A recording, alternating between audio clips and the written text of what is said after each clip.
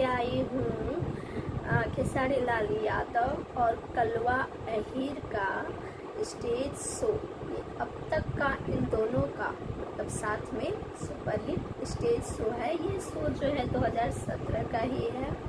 तो इस वीडियो का टाइटल है कवन कमी रहे कलवा अहीर में। तो चलिए बिना किसी देरी के इस वीडियो को करते हैं प्ले और साथ में मिलकर के देखते हैं। तो कर वीडियो को प्ले करते हैं। चल गया नंबर हमत भाई के बहुत सारा प्यारा सवाल हेमंत से स्वागत अभिनंदन।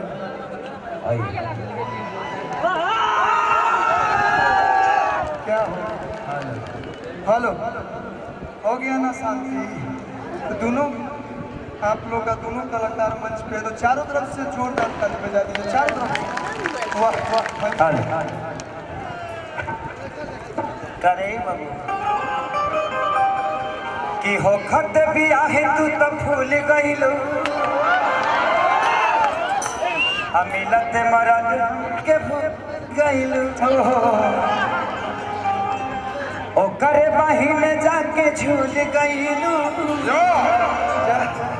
हम काहे खेसरिया के भूल गइलो।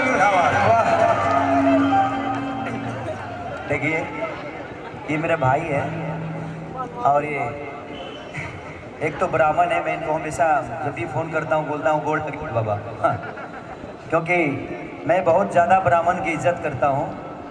ये हो सकता है ये उम्र में मेरे से छोटे ज़रूर हैं लेकिन इनका दर्जा मेरे नज़र में बहुत ऊपर है। क्योंकि एक ब्राह्मण कुल का आदमी हमेशा पूजनीय होता है और मेरे नज़र में ऐसे इंसानियत से देखा जाए तो मेरे छोटे भाई हैं लेकिन मेरे नज़र में मेरे पूजनीय है ये। और हमेशा हम ही का हमारे बाबू जी ये लोग के गोड़ लागिल है। तो ब्राह्मण हमेशा मेरे लिए पूजनीय है। और आज स्टेज पे हम दोनों भाई हैं। ये कोई नया नहीं, हम कई बार हम दोनों भाई मैंने कब एक बात हमू बतावल चाहब भैया, बहुत कमे लोग जाने लगे हम ब्राह्मणों हैं। आज आप भेद तोड़ दिए, सब जानत लगे कलुआ अहीर का कमी रहे कलुआ अहीर में। एक गाना हम गाना चाहेंगे, आप यहीं रहिएगा। यस यस भाई बी मेजर लगा दो। सब कुछ करिहा लोग लेकिन प्यार मत करिहा लोग। प्यार में हमेशा धोखा मिलता है। क्या करे के समझा सर हम प्यार वरना करें। नहीं नहीं आपको इंटरनेशनल लेवल में हमार प्यार इंटरनेशनल लेवल पर होला का। हाँ इंटरनेशनल आशिक। हाँ भैया प्यार में हमेशा धोखा मिलेला। एक लाइन देखी जब बी मेजर भैया बहुत फोक ट्यून गाई ना और हम हमेशा से सुनी ना। और कोई भी कलाकार छोटा हो या बड़ा हमेशा सीखे के चाहिए और बहुत कुछ सीखी ना और हर रोज सीखता नहीं। अभी हमने की गावत हमारे भाई गावता। अरे नहीं नहीं हम जब गायब तो हमारे के दिया हमरो के दे दिया हम ट्रांसफर कर दिया। देखी एगो लड़का के एगो लड़की से प्यार भइल। कैसे कैसे प्यार भइल रहे। हाँ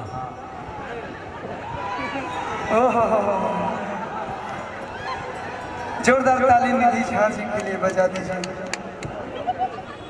आप आए बाहर लाए प्रोत्साहन बढ़ाइए इसमें। मतलब भौजाई है उधर रहो। यही तो मेरा फायदा है। हम छोटा होने का फर्क है। सब लोग में आधा आधा होता है क्या भैया। देखिए एगो लड़का के एगो लड़की से प्यार है। खाली यही लो में आधा बा घरे मत दे लियो। भाभी तुम माँ के समान लक्ष्मण बहुत पाला है शरीर। लुलिया ना चले लुलिया का मांगे ले। मेरे जैसा कहीं वेट कर रही है आप और कोई बात नहीं। देखिए प्यार के बारे में एक लाइन हमारा जितना बुझाता है एक लाइन गाते हैं। वाह वाह वाह वाह क्या बात। एगो लड़का के एगो लड़की से प्यार भइल हाँ और लड़कियां ओकरा के धोखा दे देती है। प्यार में अक्सर ऐसा ही होता है। सोनम गुप्ता बेवफा है। अचानक एक दिन लड़कियां एगो पुराण में मिल गई दिया तो कहता का हो हमरा में का कमी रहे कौन कमी रहे कि तू हमरा के छोड़ के चल गइलो। कैसे कहता कि जा चिन्हाई गइलो। बताओ का कमी रहे कि हम नहीं कि हमारा कि हम समील खाती बोरी बलियाई गइलो। आजकल लड़की खेसारी भी आजकल लड़की तन से नहीं धन से प्यार कर रही है मेरे नजर में। हमको तो लगता है स्पॉन्ज से कर रही है।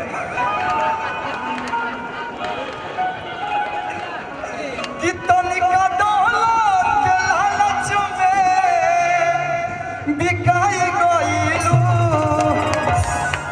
अरे जा तू सब भुला गइल। तहरा खातिर हम का ना कइनी। अरे तुर लेती अगर तू गुलाब रहतू, तुर लेती अगर तू गुलाब रहतू, जवाब देती अगर तू सवाल रहतू। ही तो सब है जानेला कि कलुआ शराब ना पिएला, मैं शराब नहीं पीता हूँ। ये तो सब है जानेला कि हम शराब ना पिए, लेकिन पी लेती अगर तू शराब रहता। कि अरे जा जा चिन्हाई गइलू, जा जा चिन्हाई गइलू। तनिका दौलत के लालच में बिकाई गइलू। क्या कमी था मेरे में जो तुम मेरे को छोड़ के चले गए। हे सोनू जी जा जा अरे जा जा चिन्हाई गो।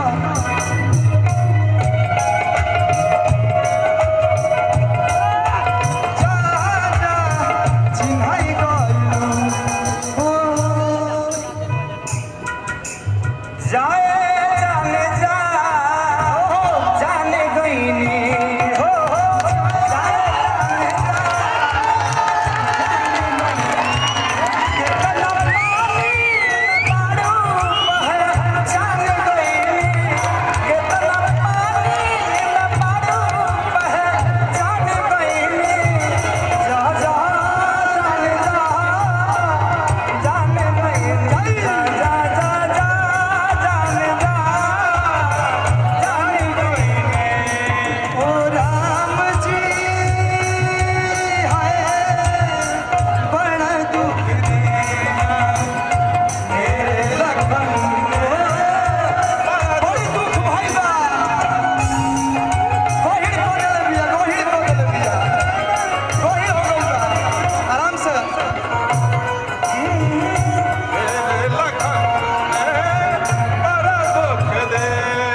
आहा जा जाने जा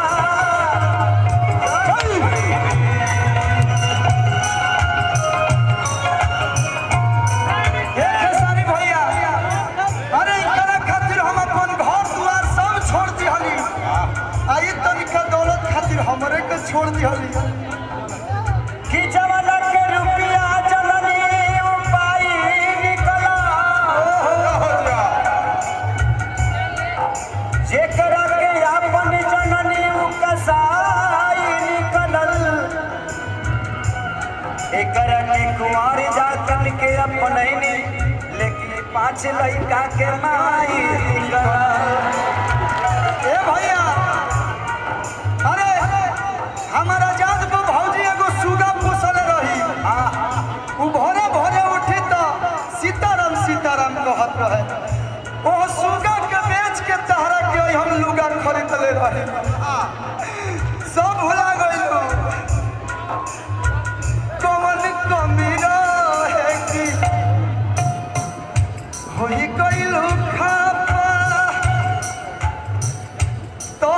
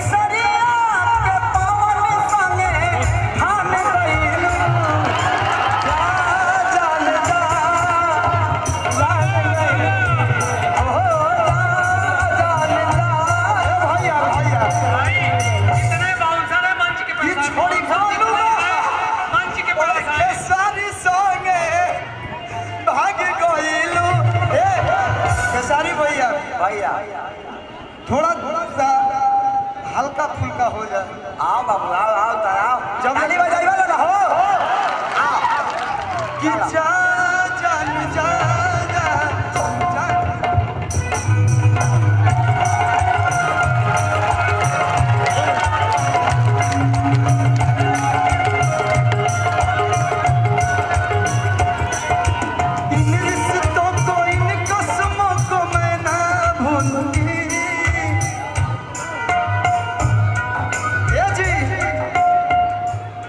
इनको भी थोड़ा बहुत इनको भी माहौल चेंज कर माहौल चेंज अच्छा लगा तो जोर से ताली बजा दीजिए। जरा पीछे से कैमरा बंद करके चेंज एक कर। मोबाइल जमा करवा दूंगा मैं प्लीज सभी लोग नहीं अरे रहे तो बेचारा वही खा के मेहरारू के देखा यहाँ सब पीछे करो सबको कितने ना बाबू, भाई हैं, सब लोग खींचा। इधर आ जाए यही के जमाना बारे घड़ी भाई हो एगो हमारे भाई बुजुर्ग तक ना कहो ऐसे जमनिया के यहाँ के बड़ भाई है और हमरे के ना जबकि हमारे भाई कल्लू के भी चाहे वो ये भोजपुरी के जे भी स्टार बस सबके मोहब्बत मिलेला मानिए हमारे प्यारे लाल कवि जी के वहाँ के एगो गाना लिखल जाओ हमारे और माननीय श्री श्री अक्षरा सिंह जी का एक फिल्म था उस फिल्म का नाम था चदरा में अदरा लडला लडला एगो फिल्म रहे वो भी वहाँ के एगो गाना के लिए मानी हमारे बहुत अच्छा दोस्त है अक्षरा जी वह गाना हम वहाँ के सम्मान में हमें गाना के गाइले गा दिले हो आका ना हाय राय राय राय राय राय अरे मोरे रामा हो अरे के हम हो क्या बात है हम बना ली हजार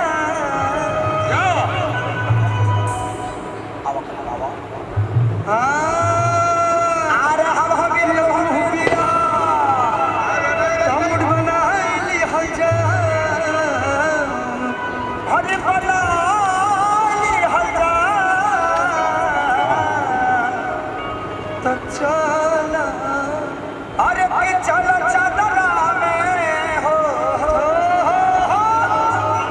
कैसे डिसाइड करना वो भी कुंवारे हैं मैं थोड़ा सा एक्सपीरियंस होल्डर हूँ नहीं लेकिन कुआरे में भी एक्सपीरियंस मैं ले लिया हूँ। नहीं बाबू मैं कुआरे में भी एक्सपीरियंस लेके बैठ गया बाबू बहुत जल्दी पलाटी मार दे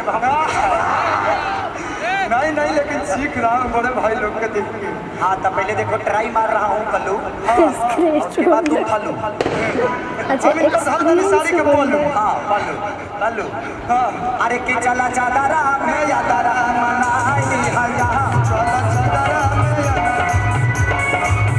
चला चदरा में यादरा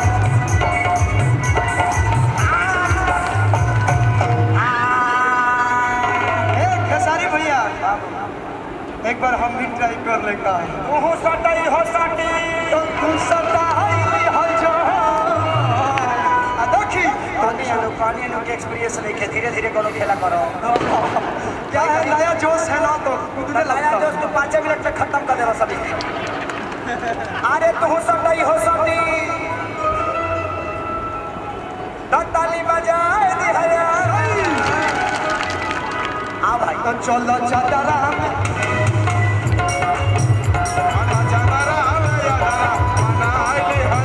अरे मोहनी हे माई मोहनी भाई हो के दानत से मोहनी मोहनी रे माई मोहनी हरी होरी लगा के दारन इलायची तू लाइची जाई में होरी लागल जाचे जाचे अरे जिया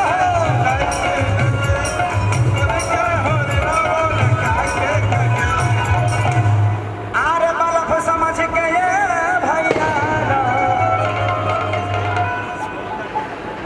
okay I follow this you या जो खींचो खींचो नीचे खींच लो बाबू सो 11 यस अरे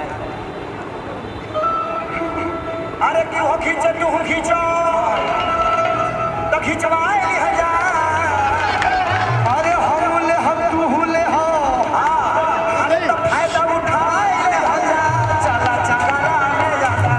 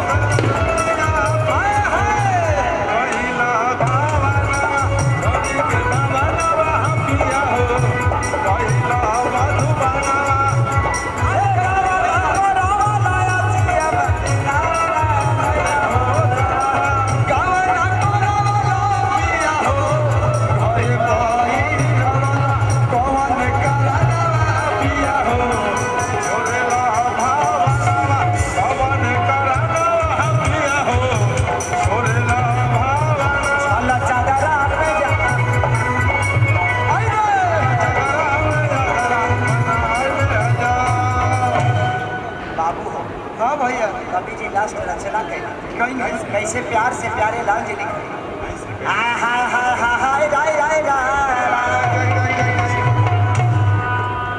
अरे की मुआनी ए मां की मुआनी हरी लबा के तानत सनु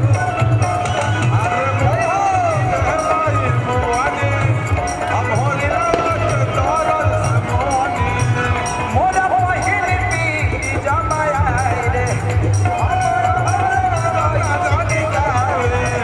मर गई भैया आई राय राय राय राय राय कि मर गई भैया रे ननदो के भैया जादू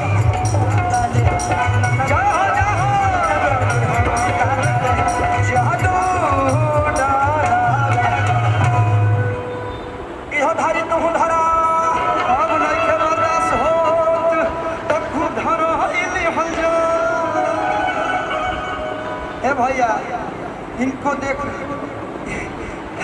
कि मार दे बुका हमारा भाई के बिगाड़ दे बुका तो आप लोगों को ये स्टेज शो कलवा अहीर अहीर नहीं है, वो ब्राह्मण है, आज ही मुझे पता चला। और खेसारी लाल यादव का कैसा लगा कमेंट करके कमेंट बॉक्स में ज़रूर बता दीजिएगा। वीडियो पसंद आए तो लाइक भी कर दीजिएगा और मेरे चैनल पे नए हैं तो चैनल को सब्सक्राइब कर दीजिएगा। मिलते हैं नेक्स्ट वीडियो में, फिलहाल के लिए टाटा बाय बाय।